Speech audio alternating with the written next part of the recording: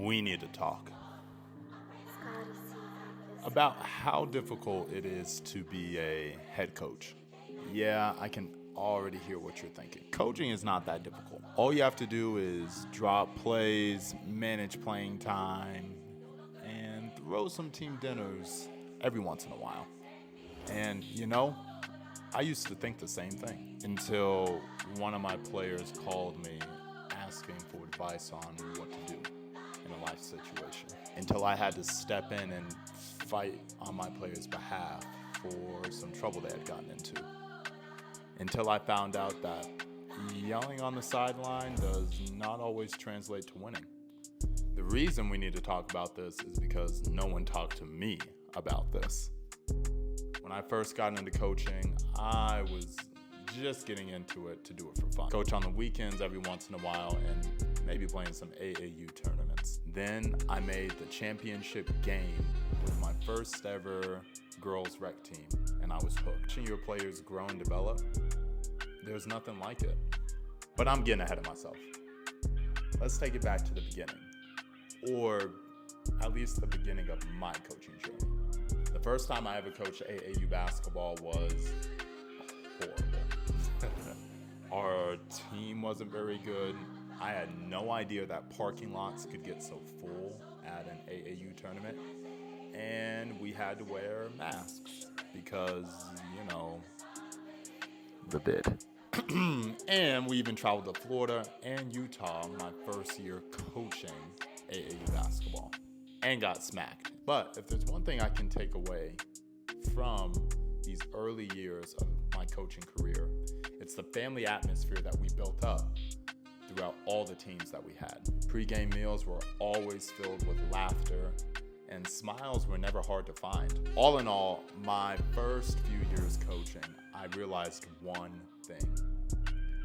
Culture plus talent equals a strong team. Talent alone does not win games, and if all you have is culture, you're basically running an after-school program.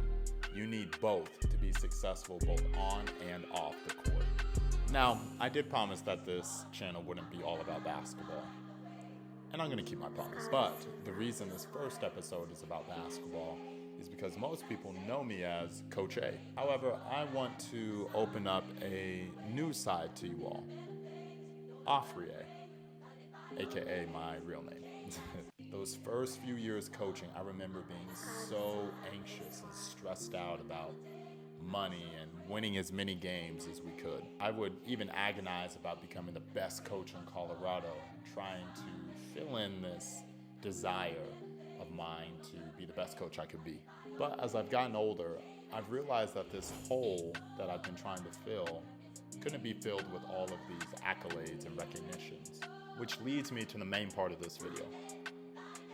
Winning alone and accolades alone cannot fill that emptiness or hole that was on the inside of me. Now, don't get me wrong.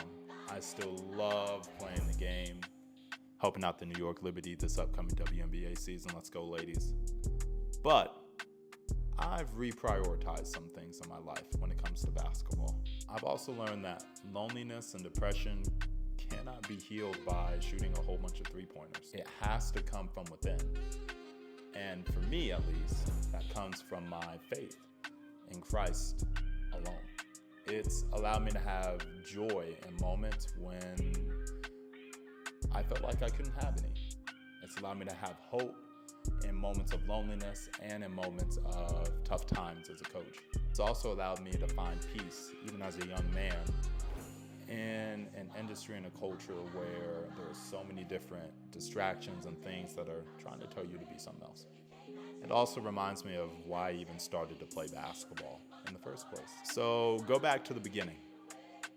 When you first picked up a basketball, there are plenty of videos that have negative takes on basketball players, things going wrong when it comes to hoops and everything like that.